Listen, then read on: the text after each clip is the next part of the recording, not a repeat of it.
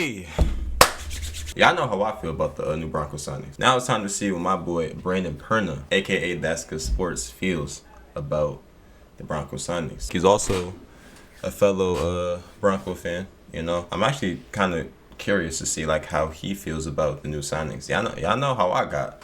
Dre Greenlaw, Talanoa, I'm happy. Evan Ingram, I'm happy. You know, I think this video was made before the Evan Ingram signing, so it's probably just going to be about the Greenlaw and Talanoa. Let's check this out, man. Broncos expected to sign him, 3-year deal worth $35 million. Oh, it feels good to be back in the free agency mix. Nay, it feels great. It's refreshing to see praise, unanimous praise for the players the Denver Broncos signed in free agency. Actually, no. We don't need a quarterback. We didn't change head coaches. And we enhanced the strength of our football team by adding two of the best possible players in safety, Talanoa Hufanga, and linebacker Dre Greenlaw in free agency. George Payton added a clause to Dre Greenlaw's contract stipulating that Dre Greenlaw must promise to never run onto the field from the sideline. He's only allowed to... Oh, this was bad. That shit was bad. I remember that shit like it just happened.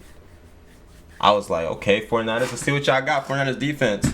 Nigga tripped, tore his Achilles. Are you serious? Oh my God. I was like, no way.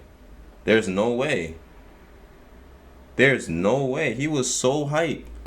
And he tore his Achilles trying to get onto the field. Yo. Please. Please. I'm praying that doesn't happen in the Broncos jersey. I'm praying that does not happen in the Broncos jersey. To walk or use an electric scooter to enter the field of play. That's exactly why we kept old Georgie around after the Russ debacle. Now, my favorite quote on the Broncos is from Robert Mays, who wrote, "The Broncos added more fuck you energy through the spine of the defense." What did Jake the Snake have to say about Dre? No, not Jake Plummer, just some random 49ers fan. "You'll never hear a bad word from me about Dre Greenlaw. Dude was a bad motherfucker for the 49ers. Treat him well, Denver." We'll treat him well, all right. We'll treat him more than well. Shit. Better than y'all niggas did. Shit. Hey, I can't wait, man.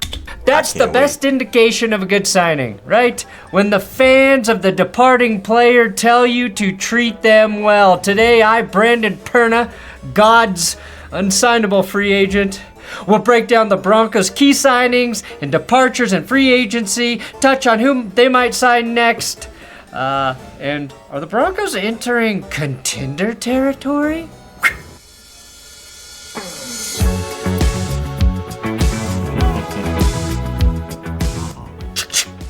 Bro, I want to meet bro so bad. I want to meet bro so bad, bro. I wonder what that conversation would look like. Just two Broncos fans either talking about the Broncos or just, you know, talking about football. You know, young Bronco fan, older Bronco fan. I feel like it would mesh well. Hey, we crossed 715,000 subs. Thank you guys so much. The new goal, 725,000 subscribers by the time we hit the NFL draft. Now, before I hit on the Broncos' big additions, we need to go through some of the key losses on the roster. Sadly, we're no longer going to boast the sexiest quarterback room in the league. Hot guy and Utah's most prolific fuckboy, Zach Wilson, is going to Miami. The writing was on the wall when Jarrett Stidham re-signed. Zach Wilson's illustrious tenure with the Broncos came to an end. Now, he recorded exactly 0 stats in the regular season in 2024, but he looked pretty damn good in the preseason, especially that third game. I think Wilson's year with the Broncos is ultimately going to be beneficial to him. He got out of the Jet circus, got to learn from God bless Bo Nix, and went through quarterback rehab with Sean Payton. He parlayed all of that into a 1-year deal with the Dolphins, a place where, let's just say, the quarterback isn't necessarily the perfect picture of health. So, if he wanted a place where he would have a chance to possibly start to get an opportunity, Miami could certainly be it. Jarrett Stidham said this is the best quarterback room he's... Dolphins fans, how do we feel, bruh? How do we feel? Only Dolphins fans, like, at this point in the video, I want y'all to comment down below. How do y'all feel? that Zach Wilson may be your quarterback this year. Like, that's crazy, bro. Shout out to y'all. You know what I'm saying? I bet y'all never score 70 on us ever again. Ever been a part of, so as a fan of the Broncos, I welcome our next rehab project. And I promise to react more appropriately than I did when we signed Zach Wilson. Yo, Broncos country, let's ride, baby. Well, as a Broncos fan, I'm officially Yo, nigga. Why the fuck is your Yo! That shit off my screen. He's a solid running back that can catch the ball and pass protect, but unfortunately, he just hasn't been the same guy as we watched during his rookie season after he shredded his knee back in 2022. God, that was a shitty year for everyone involved, wasn't it? I hope for Javonte's sake he can regain some of his former juice, but as a Broncos fan, I'm not going to lose any sleep over this move because Denver is going to add to the backfield either in the second wave of free agency or early in the draft, potentially both. Denver also lost linebacker Cody Barton, who joined the Titans on a 3-year deal worth $21 million. Hey, bro, y'all treat this man well, man. Y'all treat this man well. Look at these stats, bro. Since 2022, 5 picks, 14 pass deflections, 363 tackles. Y'all better treat this man well, bro. Real shit.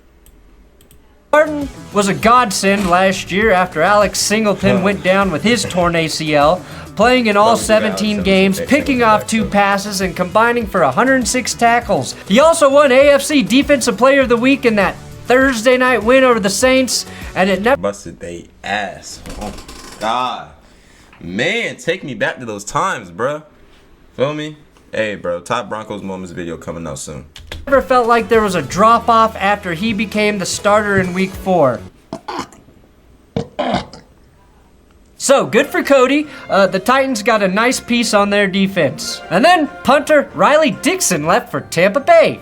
Dixon was 10th among punters in net average and 15th in percentage of punts that landed inside the 20-yard line. He's a good punter, but not among the best. Another way to say that is very average, and now Denver has to find an equal or better replacement. That said, I always appreciate this fake punt Riley completed in the playoffs, even if it didn't mean anything. Now, nobody really gives a fuck about the punter, but with our defense, finding a punter who can consistently pin opposing offenses deep or flip the field on the road would be a big asset. May I suggest local legend Ryan Stonehouse? They say people who live in glass houses shouldn't throw stones. Well, punters who live in stone houses, they'll bust your fucking face open with those rocks. Yeah, but let's talk about the Broncos defense, because it got better. Last season, the Broncos finished 3rd in points allowed per game at just 18.3. That was sandwiched between the Chargers. 3rd in points allowed. Yo, niggas gotta take us serious, bro. Oh my God. And DK Metcalf saw this shit and was like, yo, you know what? I'm about to just join the Steelers. Fuck it. Devontae Adams saw this shit. He was like, I think Los Angeles Rams. Yeah, Los Angeles Rams is the perfect move. You know what I'm saying? It'd be so funny. You know what I'm saying? Cooper Kupp saw this shit and was like, I'm going back home. Seattle, come on, where y'all at? I'm trying to tell you, niggas don't believe in us, bro. That's why I'm not tripping, bro. I'm not tripping. We gonna let the game speak every time. Who are number 1 and the Chiefs.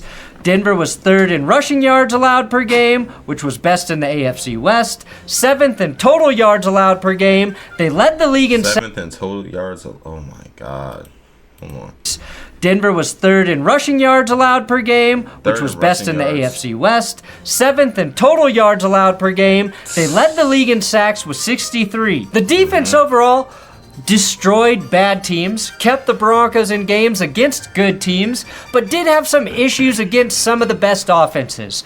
Regardless, the defense was a strength that allowed the offense time to develop, and George and Sean Payton made it significantly better with 2 moves. The chances of the Broncos defense being top 3 in every key metric is real. Starting with Talanoa Hufanga, the Broncos found themselves a demon at safety. Look at that shit. Look at that shit.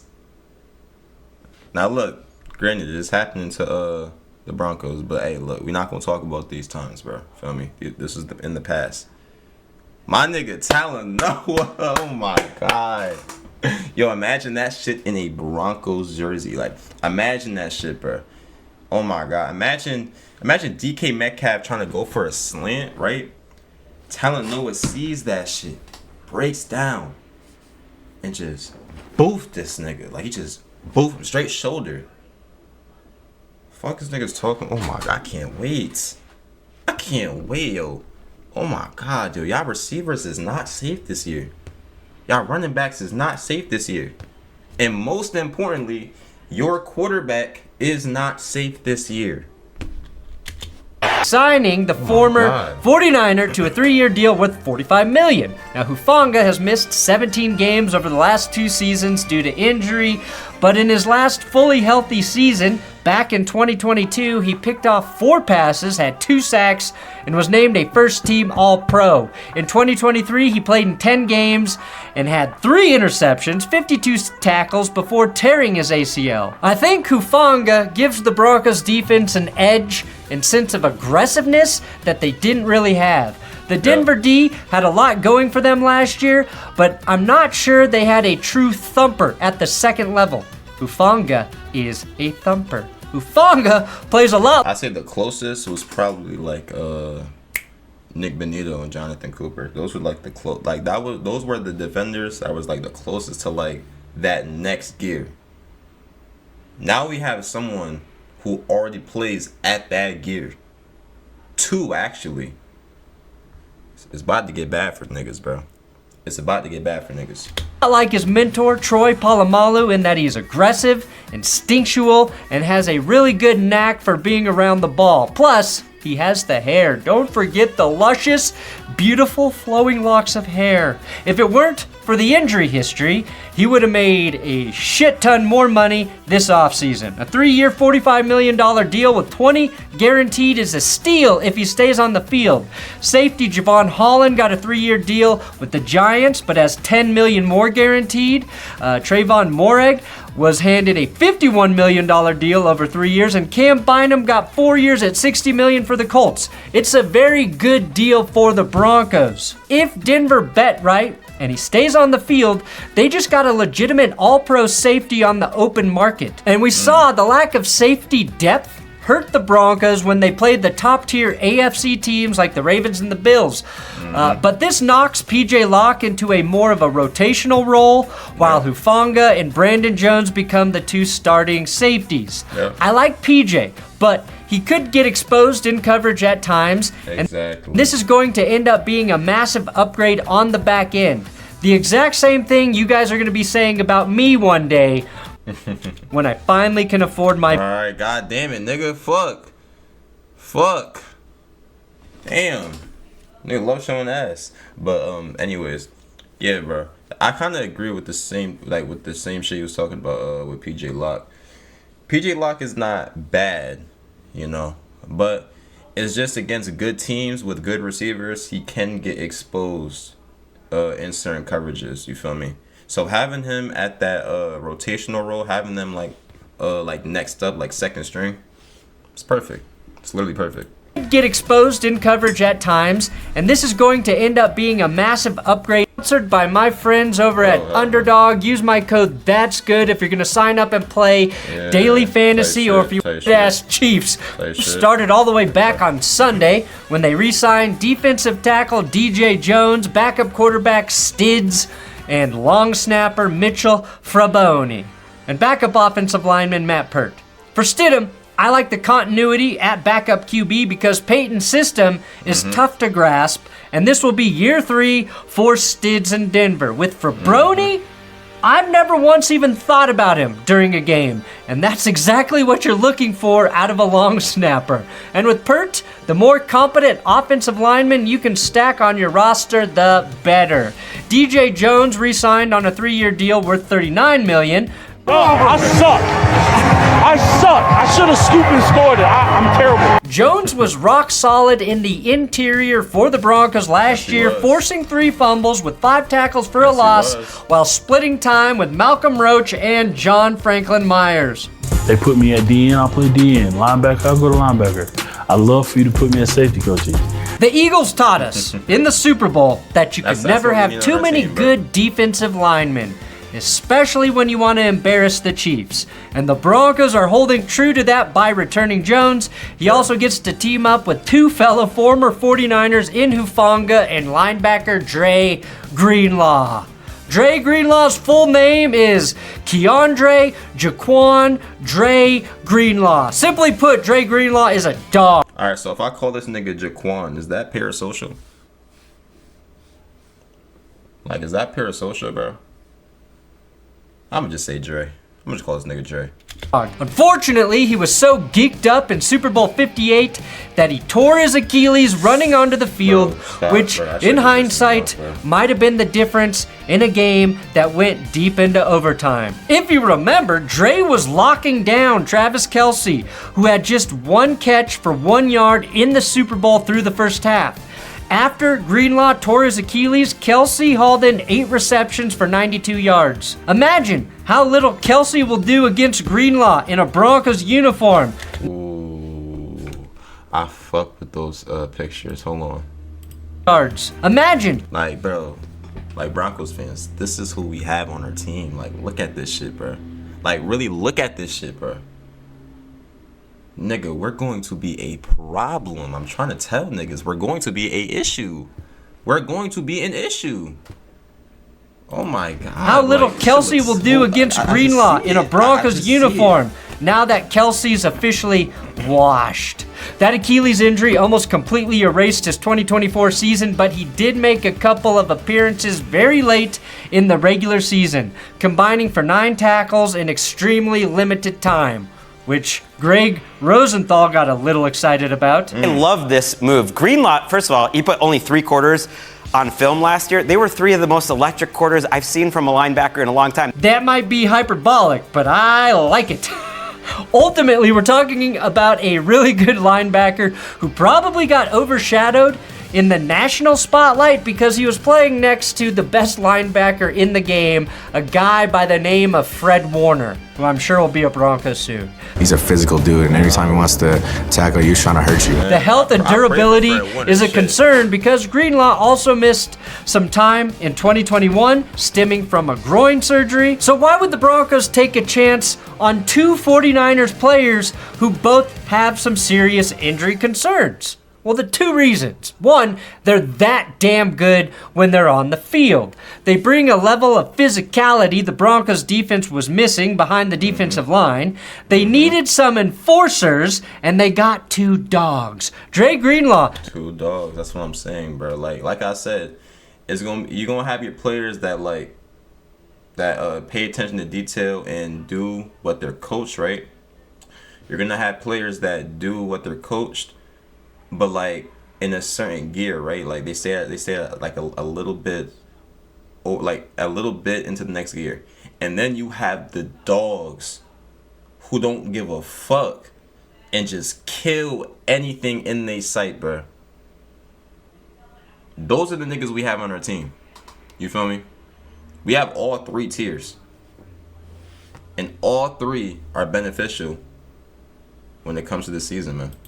Is also very good in coverage as a linebacker, something Denver has not had since Danny fucking Trevathan and Brandon fucking Marshall, really. Even when Alex Singleton is healthy and on the field, that's not really his strength either. The other part of this is the Broncos have been a much healthier team since Sean Payton arrived. When he got here in 2023, he hired Bo Lowry, who transformed Denver from one of the most perennially injured teams to one of the healthiest teams in the league.